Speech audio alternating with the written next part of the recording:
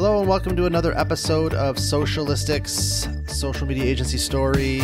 Excited about our guest today. We're going to talk all things agency as usual. Today we have Kaitlyn Studi from South Street and Company. They are an agency that helps service-based small and medium-sized businesses. We're going to talk about her journey as an agency owner. Kaitlyn, welcome to the show. Hi, thanks for having me. Absolutely. So let's just jump right in. I want to know your agency story. So let's start from day one, college, first job, any of that good stuff I want to know your path. I always find that super interesting. So tell me a little bit about your path to being an agency owner. Sure. So I went to the University of Central Florida with a degree in marketing. And originally I wanted to study physical therapy. So I totally did a 180 from that to marketing. And the reason that I did that was I was working at Bath and Body Works, and they had given us each day that I worked, they gave us a goal to sell a certain amount of products or to focus on a certain amount of things. And every day I ended up exceeding that. And I really loved talking to customers and finding out their needs. And then I remember I was working at the Florida Mall, which has a lot of people on vacation from out of country there. And one day we had these 3 perfumes left over from a promotion. And they were very floral, very strong, and they weren't the customer's favorite perfumes to go towards. So that particular day, they said that these 3 remaining perfumes were going to go on sale. Buy 1, get 2 for free. So that day they were like, if anyone sells these perfumes, then you get the gold star of the day. So of course I was like, all right, I'm going to sell these perfumes. Yeah. So halfway into my shift, a lady came in. She didn't speak any English, but she had her daughter-in-law there to help translate for her. And she said, I just want something to make me feel beautiful. And so I took her over to this particular line that we had, showed her a couple of the items. She really loved them. And I said, you know what? I think there's something else that you might love too. So I went over to the display, pulled up the perfume, pulled out the little piece of paper, spritzed it on it, waved it around and handed it to her. And she loved it and bought 1 and got 2 for free. So from that story, I was like, you know what? I don't know if I want to do physical therapy. I think I want to do marketing and be creative and help people and talk to people. And so I changed my major. And when I graduated, I looked for a job everywhere except for Orlando, ended up finding one here. And I actually found my first job on Craigslist. So a local dermatology group was advertising for some marketing help on Craigslist. I went in, it was the easiest interview ever, and negotiated my salary, ended up starting 2 weeks later. And so I was the first person that they had hired to be in charge of their marketing. And in the first 6 months, I helped them rebrand their whole company, redoing their logo, slogan, website, and implementing social media marketing, email marketing, blogging, and SEO for the first time. And then the other half of my job was going out and meeting doctors who did refer or who could refer. So think of it as like pediatricians, internal doctors, anyone who could refer to a dermatologist, and creating those relationships. So over the course of the 2.5 years that I was there with the company, I helped them double in size. So when I started with them, they had 10 offices. And when I left 2.5 years later, they had 17 locations in Central Florida and then 3 out of state.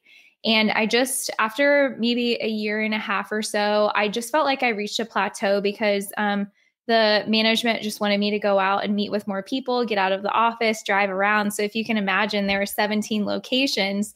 So I was driving around to each of those locations every week. So I wasn't in the office as much focusing on digital marketing. And that's really what I liked. So growing up, my parents had always been advocates of being an entrepreneur. And they were like, well, why don't you start your own thing? And I was like, I don't know if I really want to do that. And so a family friend ended up saying that she was having some issues with a company that she hired. She didn't really know what she was getting from them. And so that's where my first client came from, was a family friend. And I helped her redo her website, helped her with her social media, and then helped her with SEO. And I charged a whopping $250 for all of that back in the day.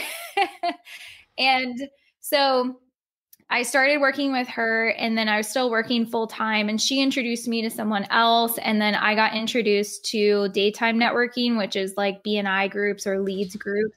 And I'd never known about those before, but I also went cold calling, which was horrible, to try to just get my foot in a couple businesses so that people would hire me. And so fast forward to March 2015, I put in my notice, and I was really nervous because the doctor in charge was great, but I was thinking, all right, he's either going to fire me now or he's going to at least let me work my 2 weeks and then, I can get that last 2 weeks paycheck. And a third option happened that I hadn't even considered. And he asked if they could be my first big client. And he ended up retaining me for a year after through my new company. Very cool.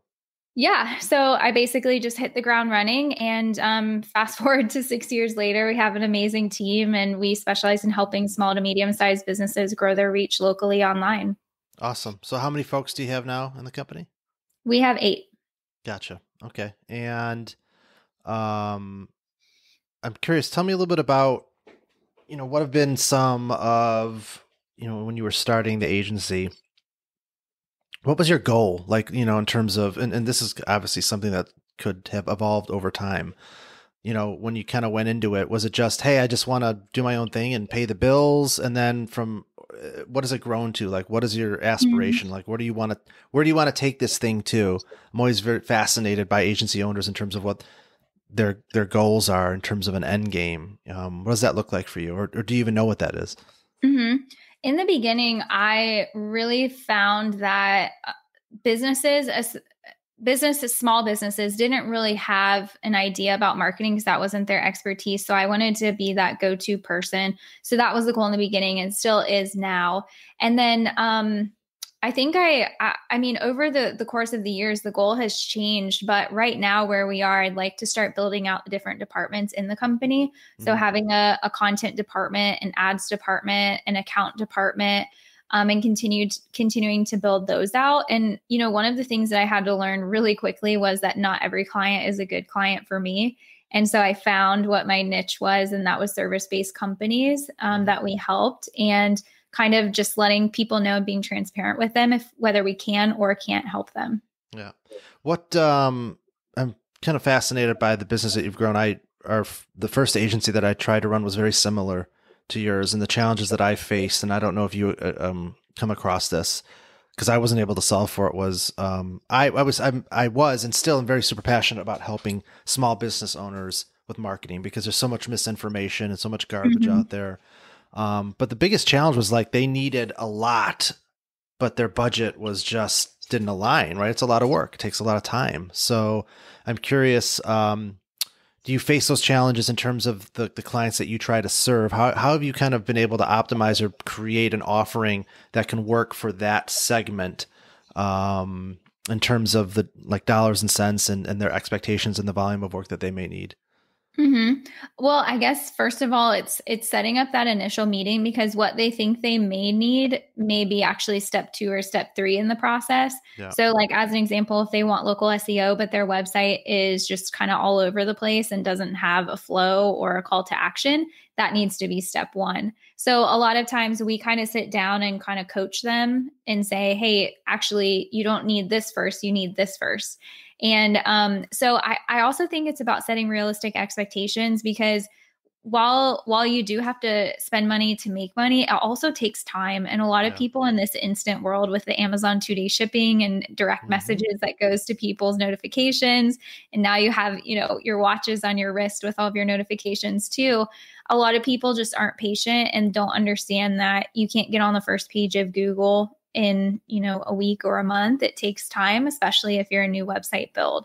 Yeah. So we try to be completely transparent up front, but we definitely have challenges with people who've never done SEO in the past, or people who have a new website and Google hasn't even crawled the website yet. So it takes time to get it there. Do you do month-to-month contracts? Do you tie them into longer-term contracts? Kind of curious. We've done both, so I'm kind of curious how you do it in your world.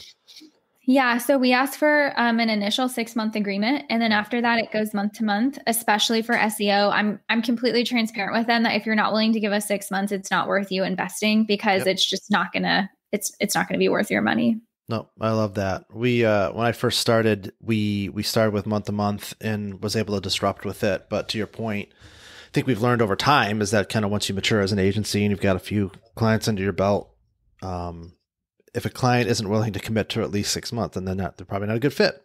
Yeah. It's great for them to say no, because you just probably saved each other a lot of time. So, so I love that. More about your team, made up of employees, contractors, full-time, part-time, kind of a mix of all that. Yeah, right now it's we're using contractors and then full-time employees. Gotcha. Awesome. And what are some of the things, for those that are listening that are aspiring agency owners or maybe in the beginning stages, when you look back to what you've done, what's the one or two things that stand out more than anything that maybe you would have done differently? You have your time machine, you go back and you're like, I can't believe we did this. I mean, a lot of times you go through those sorts of things and it's a great learning and it helps you grow as a business. But is there anything that stands out, like, that was a huge challenge or something that you might have done differently if you had another shot?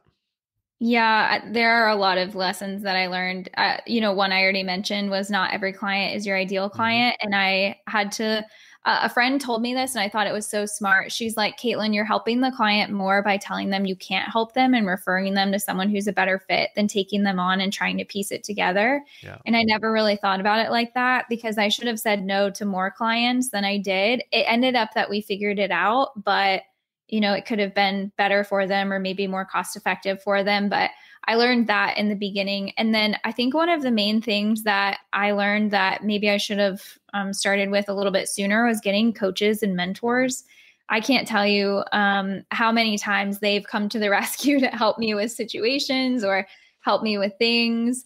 So I would highly recommend, if anyone wants to Google the SBDC, they have a free resource for business coaches. And that's what I used in the beginning when I was just kind of like bootstrapping it.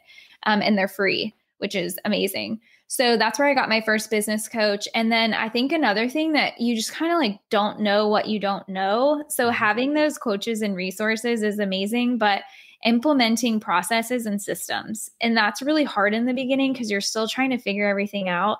But if I could go back into time and know what I know now, I would have implemented more automation, more processes, more systems just to streamline everything. Because I like look back to see how we did all these processes. I'm like, how did I even keep everything organized? Like, how did this even work? Are you guys virtual or do you have a physical office? We're fully remote. We went remote, luckily right before the pandemic. So the lease was up at the end of December 2019, and we had kind of been experimenting with it. Some days in the office, some days out, and so now we're a fully remote agency. Gotcha. So you did have a physical location at some point and then transitioned to that. Yeah. How has that worked out for you? What have been, what's worked well? What have been some challenges that have come from that? I think one of the challenges is, it can be communication, but I describe Slack as the backbone of our company. I mean, all of us are on Slack. We have all of these automations going in. If something's going wrong, the team will get a notification. But I think that that's been really great. Before I went remote, I did a lot of research and I read this book called Remote Office Not Required by the founders of Basecamp. And that really kind of helped me reset my brain as to why everything couldn't work and why it really could work. So Slack is really big. We also have a lot of programs and processes that help us stay on track too. And then one of the things that we do too is we work in short sprints, like the Scrum methodology, to where we have weekly, like week 1, week 2, week 3, and week 4 clients. And we do all of their content in that particular week. And then in an ideal situation, the client would get back to us. Everything would be posted in that week too. And then week 2, we move on to the next client. Gotcha. As far as you as an agency owner, are you still working in the business or just on the business? I would love to say that I'm working on the business, but there are days that I'm also working in the business too. But I have a really amazing team that enables me. Like today, I was just thinking about it before I hopped on. I set aside an hour on my calendar just to do continuing education on different things that I feel like I can learn more about. So I just was watching a webinar and, I think the fear of every agency owner is if I step away, everything's going to burn down and it's just going to be rubble on the ground. And I have to tell myself that sometimes too, like, hey, nope, my team's doing a great job and nothing's going to go wrong. but I mean, even having time to do that and like just blocking time on my calendar and being able to do that is pretty incredible. So I'm working more towards that. Gotcha. What's been your recipe for success in terms of generating new business? Getting new leads. Like, how's that broken down for you? How do you guys? What's been worked really well for you? Maybe things that haven't, but what's kind of your secret sauce or your superpower that's really allowed you to kind of grow the business? Number one, it's our online reviews. We have 94 5-star reviews on Google from the clients that we've worked with. Yeah. That's one of our main priorities, is just to ask people to please share your experience so other people can find us online. Another one is search engine optimization. I started doing that in the very, very beginning. And so now we come up for a ton of Google searches. So I like to tell our clients what we do for ourselves is exactly what we do for you, because this is how we get leads too. And then I think the other secret sauce to our success is the automations that I've set up. So Zapier is one of our, I guess I would call it like a secret weapon. I've dubbed myself an automation nerd.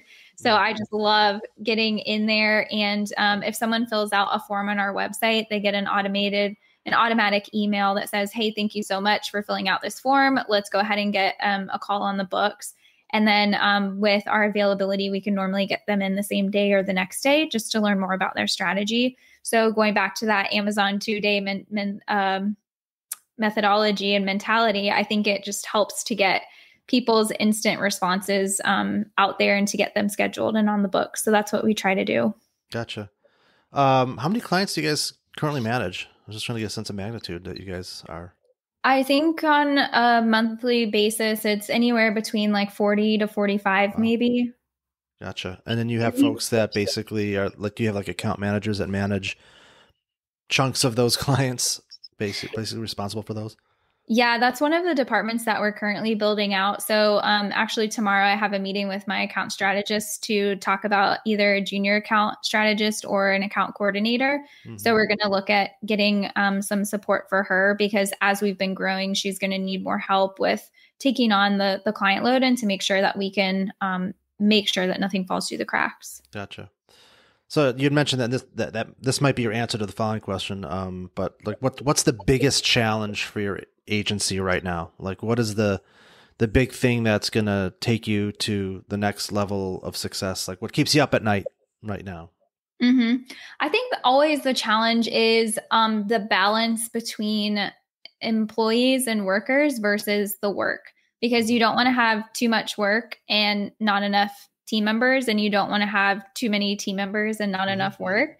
So I think it's always that constant balance of, okay, when is it time to look to hire someone else? When do we need to bring someone else on? Or, hey, we lost X amount of clients, so we're going to have to decrease hours for, this person or whomever. Luckily that hasn't happened, but yeah. How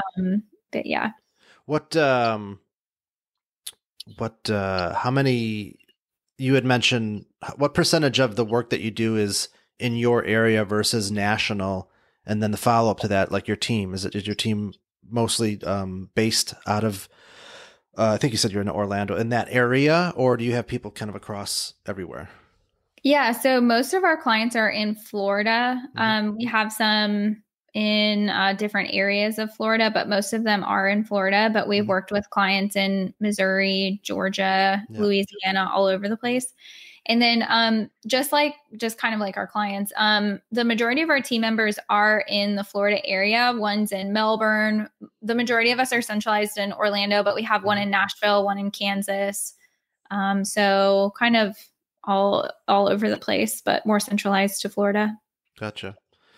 What's so when I think about agency owners, they're usually in one of two buckets. They have a ceiling or they don't have a ceiling. Like they want, well, we'll be as big as the universe allows us to be, or they'll be like, no, we're happy being kind of a boutique agency, and I don't really want to have multiple layers of management. Where's your head at with that? Like, what do you want to build? I think I'm definitely in the first bucket where I don't have a ceiling. But it goes back to kind of that constant balance that I need to make sure is there with having enough work for the team members and enough team members for the work too. So, but I don't have I don't have a ceiling. So I'm open to wherever we go. Awesome. Well, I love learning about everything that you're doing and what you're building. Anything that I didn't ask you that might be helpful or that we should fill in based on our conversation? One of the things I want to share is books and podcasts have been huge helpers to me. Yeah. So I love Audible. I think it's like $14.99. You can get one book a month, and that's just great for me because I don't have a lot of time to sit down and read. So I'll just listen to it in the morning or on a bike ride or wherever. Yeah. And but podcasts are really great too, like this podcast where you can talk to real people who have done it before. So I think that's great as well. And then speaking of coaches and mentors, I would reach out to someone on LinkedIn in your industry that is already doing what you're doing. Ask them for, a Zoom coffee, or if they're local to where you are, a coffee meeting. And then find people that have a coaching background. Like we, as an agency, offer coaching for people. So if someone like that is within your wheelhouse, you can do that, or go to the SBDC for free, or reach out to someone on LinkedIn and grab a coffee together. Cool. Awesome stuff.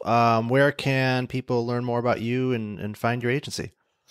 Yeah, so you can go to southstreetmarketing.com, and then you can follow along with me personally on LinkedIn. It's Kaitlyn Studi. I'm in a bright pink shirt on there, and I'd love to connect with you. And we also have a toolbox page on our website that has a ton of free resources and how we do things. So that's really great for someone trying to start up and just needing a little bit of more collateral to point them in the right direction. Awesome. Well, I love your story. I love what you're doing. If you're a small business owner, I would definitely check them out.